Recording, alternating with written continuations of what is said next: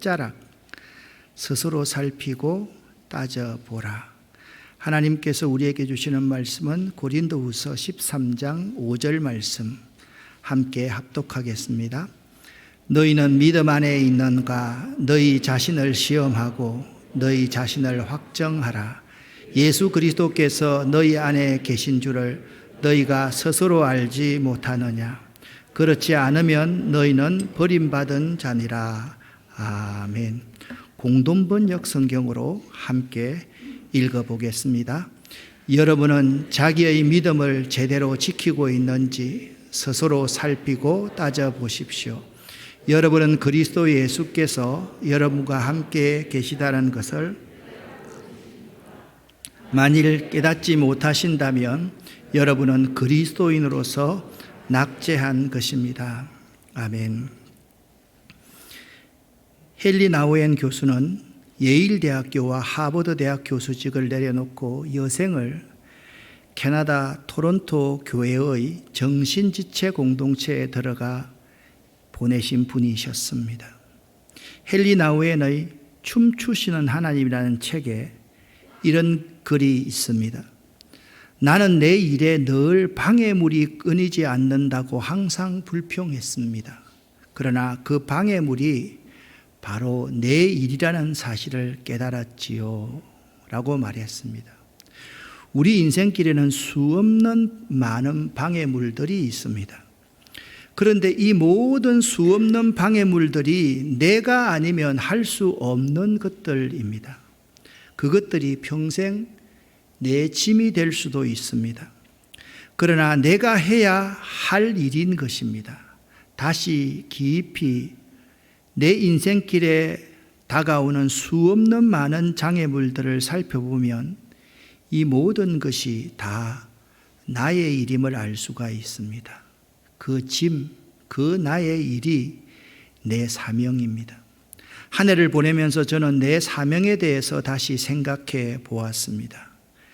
여러분은 2022년 올 한 해를 어떻게 살아오셨습니까?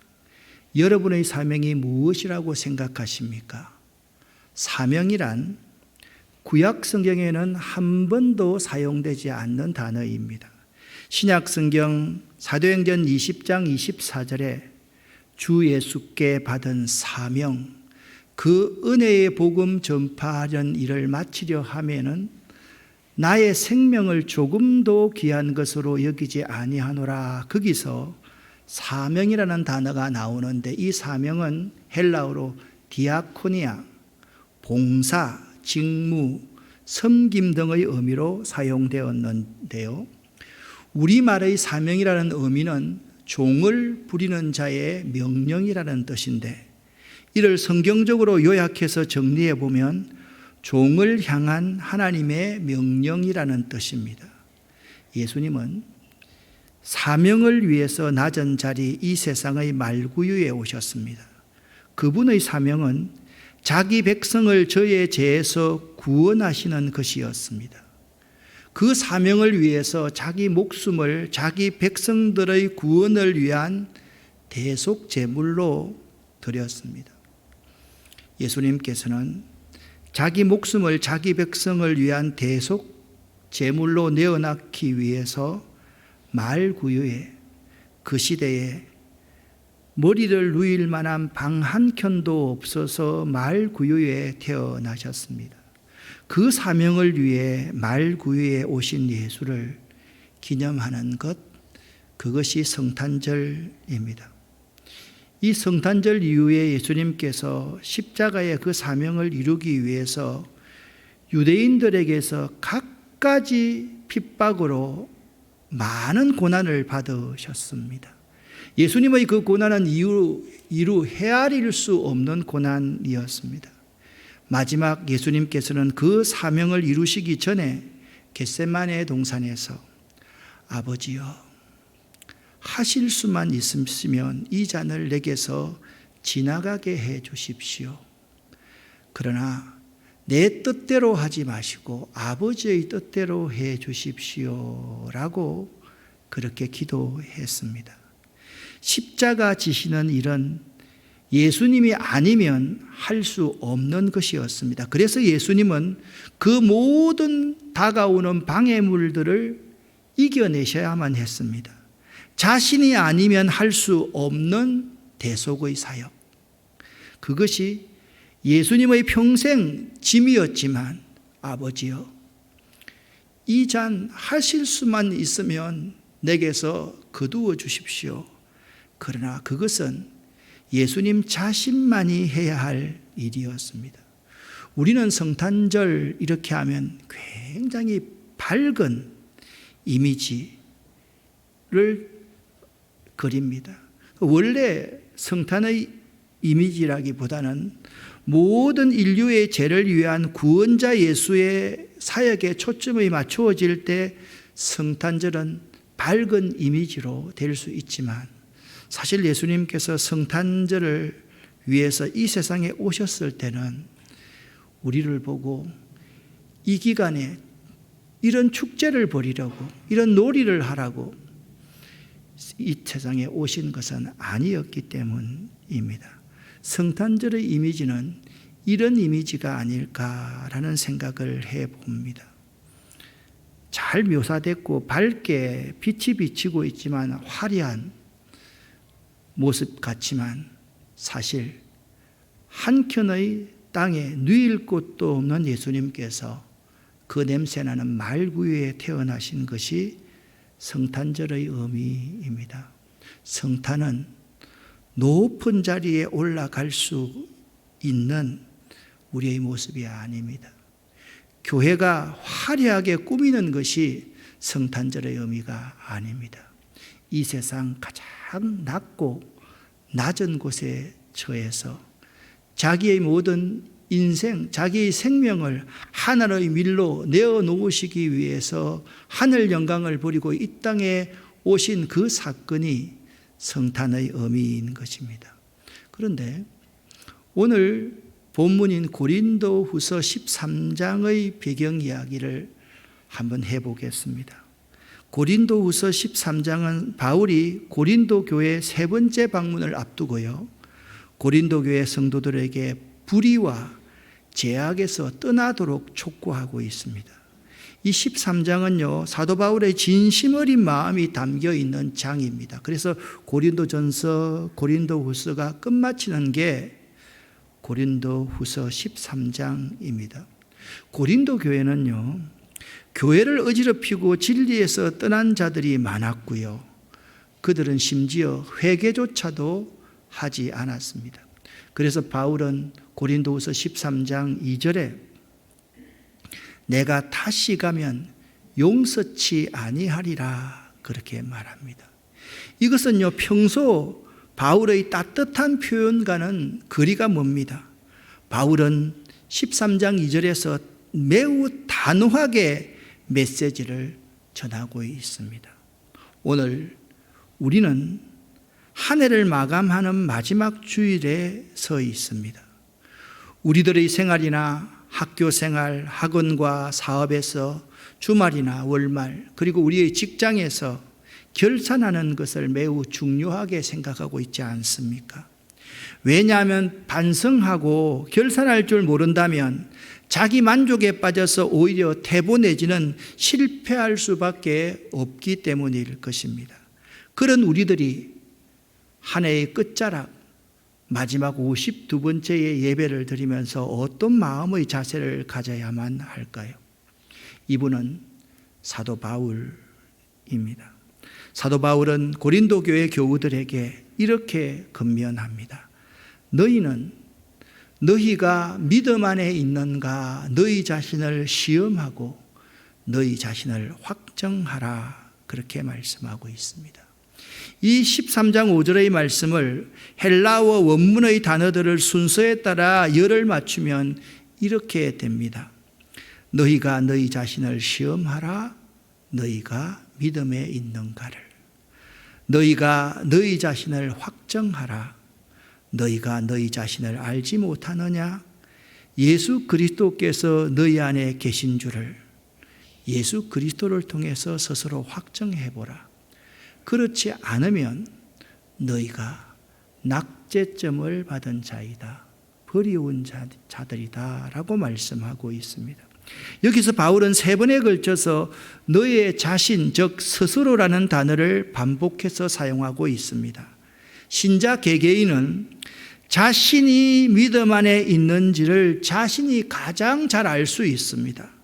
왜냐하면 제 자신만이 자신의 믿음의 삶을 가장 잘 알고 있기 때문에 그렇습니다. 부모가 내 믿음을 잘 알고 있을 것 같은데 사실은 그렇지 않습니다. 내 자신이 정직하게 나를 바라보면 내가 믿음 안에 올 한 해 거하고 있었는지를 가장 잘 내 스스로가 알 수 있다라는 말입니다. 여러분, 먼저 자기 자신을 시험함을 통해서 올 한 해 한번 결산해 보시기를 바랍니다. 여기 시험하라라는 단어는 명령형이고 현재형입니다. 즉 지속적으로 자기 자신을 시험하라라고 말씀하고 있는 것입니다. 그러니까 한 해에 52주 끝자락에서 자신을 시험하라는 의미가 아니라 매 순간순간 우리는 자기 자신을 믿음 안에 있는지를 시험해 보아야만 하는 것입니다. 신자가 자기 자신을 지속적으로 시험해야 하는 이유는 자신이 믿음 안에 있는가입니다. 믿음에 있는가 하는 것은 시험의 이유이자 목적인데 믿음 안에 있다는 의미는 문맥상으로서 예수 안에 있는가라는 것입니다. 성경에서 누구 안에 있다라는 말이 가지는 의미는 항상 그 존재와 관계를 가지고 있으며 그 존재의 영향력 아래 있으며 그 존재에 지배하려 있다는 것을 누구 안에 있다라고 사용을 합니다. 예수 그리스도께서 너희 안에 있는 줄을 너희가 스스로 알지 못하느냐. 이 말은 예수 안에 있다는 말은 그의 소유 아래에 있다라는 말입니다. 자신의 삶에 예수의 말씀이 우선순위이며 자신의 삶이 예수의 말씀이 앞서는가 아니면 자신이 앞서는가는 자신 스스로가 판단할 수 있는 중요한 잣대인 것입니다. 여기 예수 안에 있는 자와 예수 밖에 있는 자의 큰 차이는 말씀에 순종하고 있는가, 그 예수의 지배와 다스림 가운데 있는가, 말씀이 앞서는가 아니면 자기 자신이 앞서는가의 차이입니다. 내 삶이 여전히 자신 마음대로이고 내가 생각하는 대로 하고 싶은 대로 육체를 위해서 살고 있다면 그는 예수 안에 있는 자가 아니라 예수 밖에 있는 자일 것입니다. 사랑하는 여러분, 여러분은 어떻습니까? 이 질문은 여러분은 예수님의 소유 아래 있습니까? 라는 질문입니다. 여러분의 삶에 예수의 말씀이 우선순위입니까? 라는 질문입니다. 여러분의 삶에 예수의 말씀이 앞서는가 아니면 자신이 앞섭니까? 라는 질문을 여러분에게 드리고 있는 것입니다. 예수 안에 있으면 말이 바뀌고 생각이 바뀝니다. 예수 안에 있으면 매사 조심하게 됩니다. 혹시나 남에게 피해가 갈까를 생각하게 됩니다. 내가 믿는 그분이 사람들 가운데 멸시를 받고 조롱이 될까 하여 말이나 행동을 절제하고 말에 특별히 재갈을 물리는 사람은 예수 안에 있는 사람입니다. 그러나 예수 밖에 있는 사람은 항상 생각이 인간적일 뿐만 아니라 자신만을 생각하는 이기주의자, 개인주의자가 되고야 합니다. 예수 밖에 있는 사람은 항상 말과 행동을 절제하지 못합니다. 자신이 하고 싶은 말을 다 해버리고 화가 나면 화를 모두 다 드러내곤 합니다. 예수 안에 있는 사람은 어떠한 상황에도 예수를 위해 살고자 합니다. 자신이 예수 안에 있음을 잊지 않고 그분의 말씀에 순종하며 말씀대로 살아갑니다. 여기 예수 안에 있는 사람과 예수 밖에 있는 사람이 있습니다. 예수님이 앞서는 사람이 있고 자기가 앞서는 사람이 있습니다. 말씀을 앞서는 사람이 있고 자기 자아가 앞서는 사람이 있습니다. 그러한 모습을 스스로 바라보면서 확실히 한번 증거해 보라고 말씀하고 있는 것입니다. 이 시험을 통해서 내가 예수 안에 있는 사람인가 예수 밖에 있는 사람인가를 확실히 입증해 보라고 오늘 성경은 우리에게 말씀하고 있는 것입니다. 내가 예수 안에 있다는 것은 그분의 말씀에 순종하는 자신의 눈으로 볼 수가 있습니다. 무엇보다도 어떠한 상황에서도 예수의 다스림과 주권을 인정하고 높이며 예수님을 위해 살고자 하는 자세와 태도를 가집니다. 이는 스스로 시험을 통해 입증해 보일 수가 있습니다. 다시 한번 여러분은 어떻습니까? 여러분은 예수님의 말씀에 순종하는 자신을 봅니까? 불순종하는 자신을 봅니까?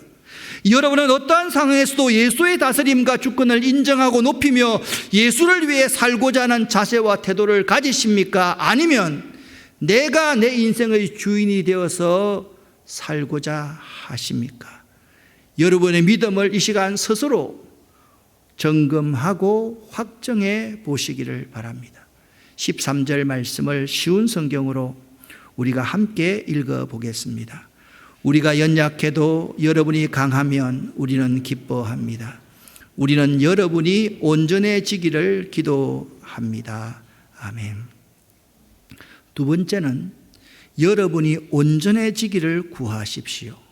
여기 온전해진다라는 말은 퍼펙트가 아니라 complete를 의미합니다. 이 세상 그 어느 누구도 100% 온전해질 수가 없습니다. 그리고 그 온전해지기 위해 노력해서 구원을 받는 것도 역시 아닙니다. 그러나 우리 믿음의 사람은 자신들이 하나님의 형상으로 지음을 받았기에 하나님의 자녀답게 살아야만 하는 것입니다. 여기 답게 산다는 것이 참 중요한 의미입니다. 사람답게 산다는 것은 인간다울 때 가능합니다. 사람 냄새가 나고요, 배려할 줄도 알고요, 상대를 이해할 줄도 알고요, 더불어 함께 살아갈 줄 알아야지 사람답게 사는 것입니다. 사람이라고 다 사람은 아닙니다. 사람답게 살지 못하는 자가 우리 주변에 참으로 많이 있습니다. 특별히 우리 믿는 그리스도인 가운데서 사람답게 살지 못하는 자가 많이 있을 수 있다라는 것입니다. 내가 어린이라고, 내가 청소년이라고, 내가 청년이라고 아직 남은 것이 아닙니다. 그 연령대에서 내가 사람답게 사는 것이 참으로 소중한 것입니다. 믿음의 가치는 믿는 자답게 살아야만 믿음이 빛나게 되는 것이 아니겠습니까? 우리들이 믿는 자답게 살지 못하면 세상에서도 지탄을 받게 될 것입니다.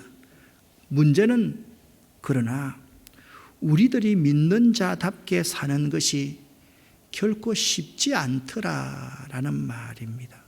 그러니 우리가 믿는 자답게 사는 것이 쉽지 않으니 예배를 통해서 하나님께 끊임없이 공급받아야 되고, 말씀을 읽고 말씀에 순종함으로써 말씀을 따라 살아야만 하고, 우리가 온전하게 살아가는 것이 쉽지 않으니까 기도하시면서 하나님의 도움을 구해야만 하는 것입니다.